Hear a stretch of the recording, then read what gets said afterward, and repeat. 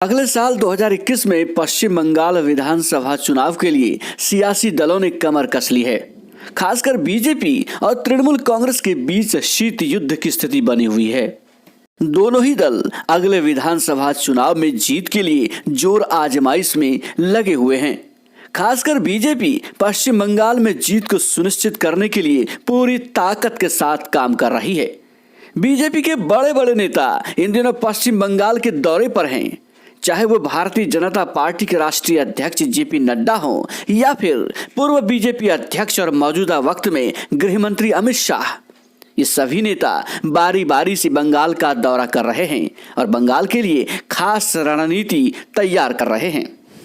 और हो भी क्यों न, बिहार विधानसभा चुनाव में मिली शानदार सफलता के बाद से बीजेपी के हौसले बुलंद हैं, आसमान पर हैं। और इसके बाद बीजेपी की निगाहें पश्चिम बंगाल विधानसभा चुनाव पर टिकी हुई है।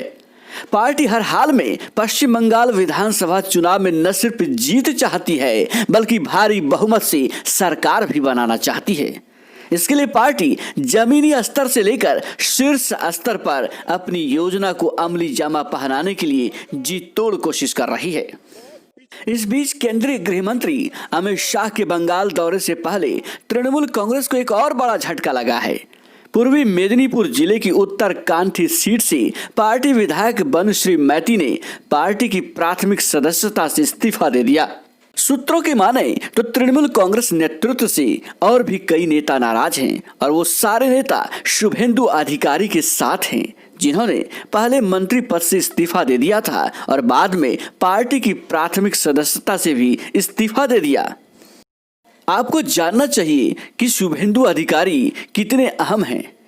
ये वही शुभेंदु अधिकारी हैं जिन्होंने नंदीग्राम आंदोलन में टीएमसी की तरफ से बड़ी और अहम भूमिका निभाई थी। यही वजह है कि शुभेंदु अधिकारी नंदीग्राम आंदोलन का बड़ा चेहरा रहे और उनकी वजह से ही मुख्यमंत्री ममता बनर्जी को राजनीतिक बढ़त हासिल हुई थी।